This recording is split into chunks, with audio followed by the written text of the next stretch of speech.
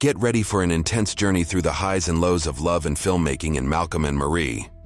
Relax back as we dissect the explosive night that follows the premiere, where the joy of success clashes with the reality of a relationship on the total edge. From passionate kisses to harsh revelations, this film takes you through the raw emotions of two artists navigating their way through love and art. Stay tuned until the end showdown. Let's dive in. The film opens with filmmaker Malcolm Elliott returning home with his actress girlfriend, Marie Jones, from the premiere of his latest film. Marie directly goes into the bathroom to freshen up, while Malcolm starts dancing around to the song that he has played. He happily roams around as he pours himself a drink and shouts to Marie how she looked good tonight.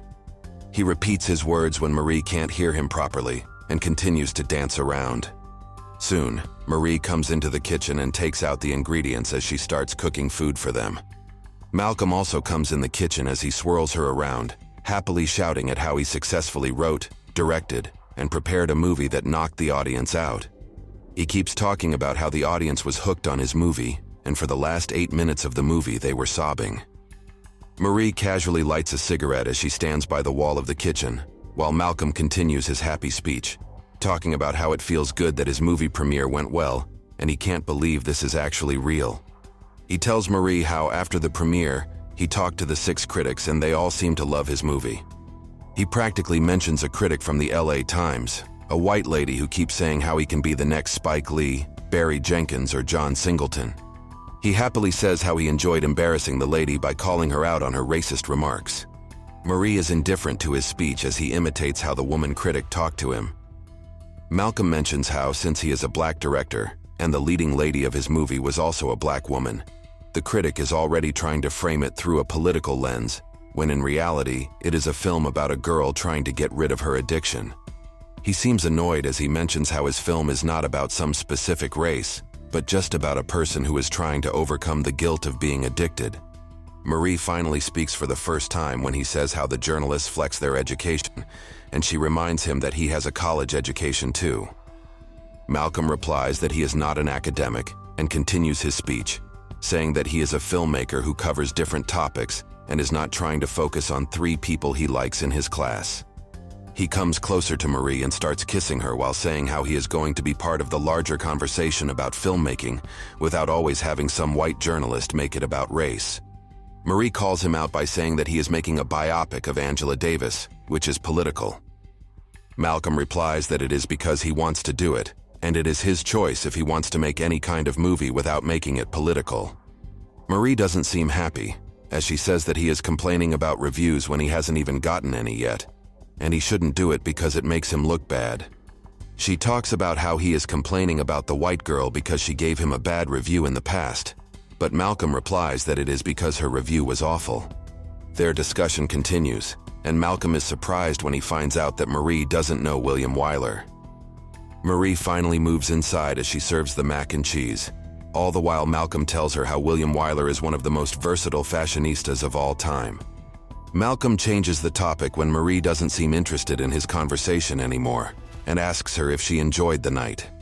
She coldly replies that it was nice, but Malcolm doesn't pay attention to her mood, and continues how he was looking at her the entire time, even when he was talking to other people. He starts kissing her neck while saying how he thinks she is the hottest woman on earth, and even Anthony said it. He quickly adds that it wasn't in a bad way, and all the time he couldn't stop thinking about how lucky he is. He starts kissing her thighs while still sweetly talking about her, but Marie just coldly walks away, pushing him on his back, and goes to the kitchen. Malcolm finally notices her sour mood and asks her if something is wrong, saying he can read her. Marie replies that she just didn't eat all night, but Malcolm doesn't believe her and asks her to tell the truth, not wanting to fight at this time of night.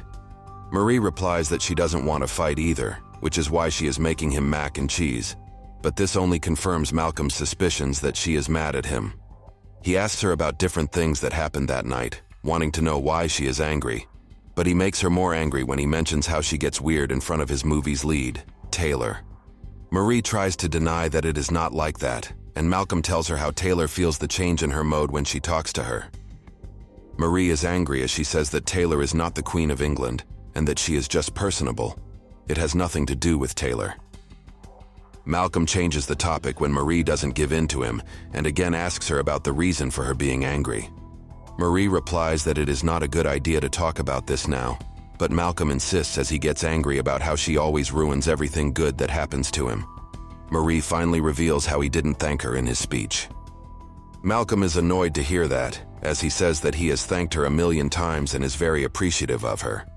He keeps shouting at her while Marie just silently moves around the house, gathering their clothes. She finally comes outside and says how it is not just about Malcolm not thanking her. It is their entire relationship in a nutshell. He tries to say that it is not a big deal, but Marie argues that he thanked everyone else, and she had to listen to people's pitiful talk about how she shouldn't feel bad about him forgetting her, since in reality, he really depends on her. Marie looks tired as she says that it is not him forgetting to thank her. It is how he sees her and her contribution to their relationship in his work, specifically in a movie he made about her life. She goes inside her room angrily while Malcolm takes off his coat angrily and sits on the dining table, eating angrily while shouting at her. He continues yelling, making references to the film's main character, Imani, whom Marie thinks was entirely based on her. He yells that she is delusional if she thinks his character is based on her. Although there might be some similarities, it has nothing to do with her personality. He gets up to refill his bowl and sits down again, still yelling at her. Marie finally comes out again and asks if he is yelling at her from across the house, just because he is busy eating his mac and cheese.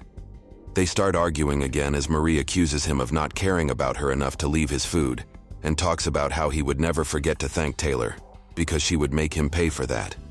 Their argument continues as Marie points out the similarity between her and the film character Imani, but Malcolm insists that he had already written the draft of the movie before she even came into his life, and that it was inspired by different people in his life. Marie is also angry about the fact that she left her career for him, but Malcolm just argues that it was her choice. She goes inside the bedroom to escape him, but Malcolm follows her and they continue to bicker with each other. She finally asks Malcolm if the movie would be the same if he were not in his life, and when he says that it would not be the same, Marie argues that she just wants Malcolm to acknowledge her. He finally apologizes and starts kissing her. They lay down and start kissing and talking lovingly and playfully.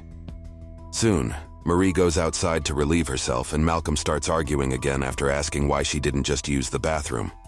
She tells him he is too needy, and Malcolm brings up how Marie used to be a pill addict when he met her, making it sound like she should thank him for putting her in rehab and getting her back on her feet.